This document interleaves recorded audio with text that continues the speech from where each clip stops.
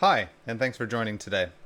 I'm here in my office and workshop and wanted to share with you a new tool I've been using in some really cool art projects that it's been able to help me produce. Now, the new tool is a 22-watt laser engraver.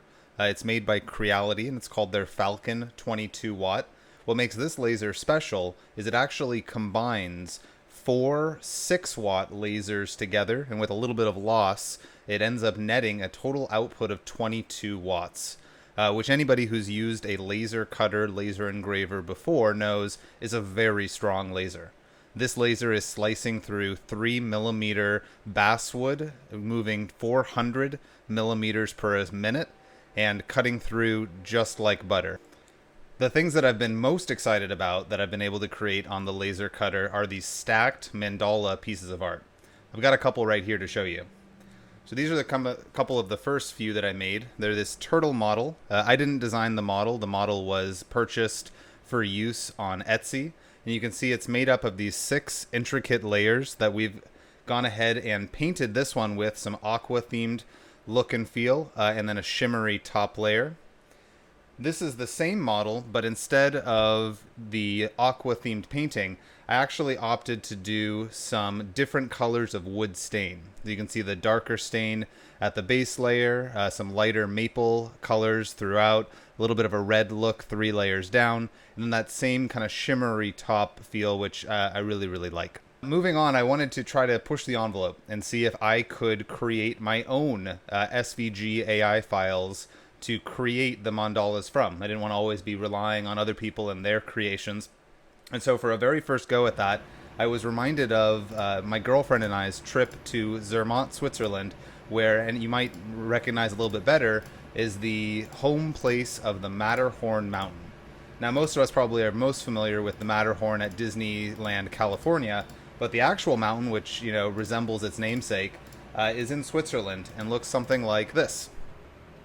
And so for this model, what I did was able to take a picture that we had actually taken from our trip of the Matterhorn, and then created the different layers from that picture.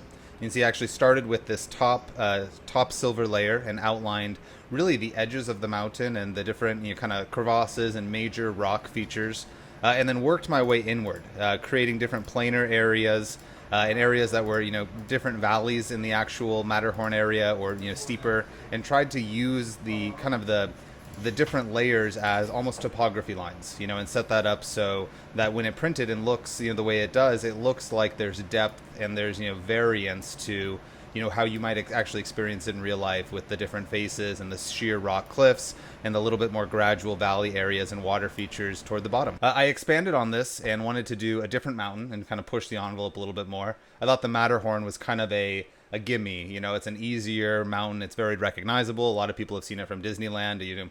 Could have messed it up quite a bit, and there's a good chance that when you looked at it, you would have been one of your first couple of guesses of, hey, what is this? I thought that a less well-known peak, though a famous one, is actually one that I've been hiking up and have summited as well. It's Mount Whitney in California. And so this is Mount Whitney and the peaks. If you've been there, it might look familiar. If you haven't been there, it may not quite look like a whole lot to you. But this is the actual very top. It's the highest point, I believe, in the continental United States. Feel free to correct me if that's incorrect.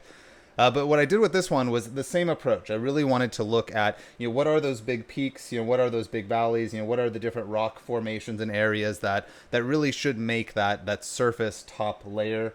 I remember skirmishing up the ice wall that's right here, because we decided that the trail going up this part of the mountain when we were there was too icy, too hard to climb. So we actually used our ice axes and crampons and made our way kind of up right here.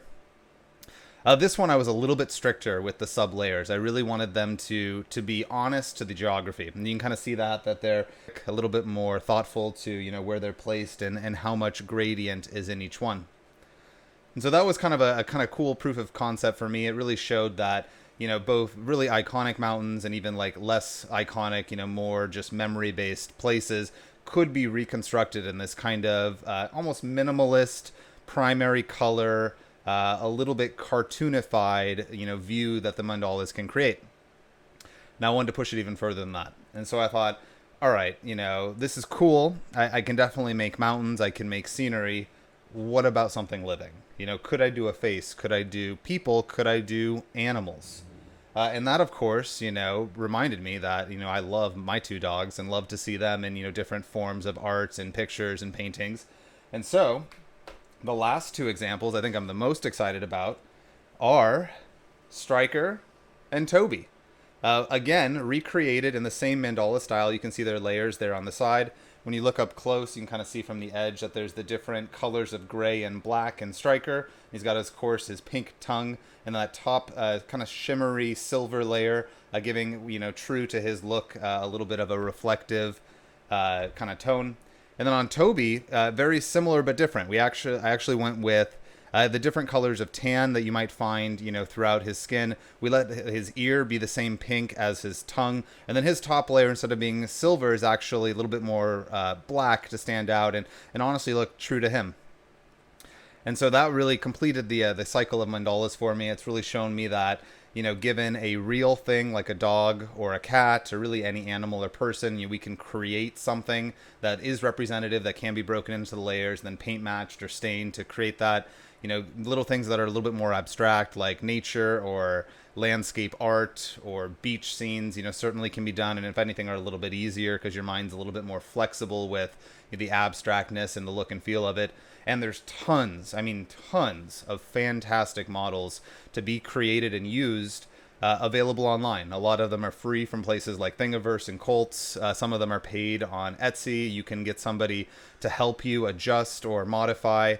I've got a couple gigs that I've listed now on Etsy, doing the same dog mandala offering, but for anybody else, for you to provide me your pictures of your dog or cat or your pictures of your favorite mountain and allow me to take it back and create, something like this, that truly is, timeless and will, live on your wall forever.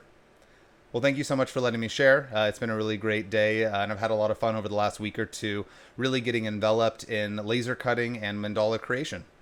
Hope everybody has a really great day.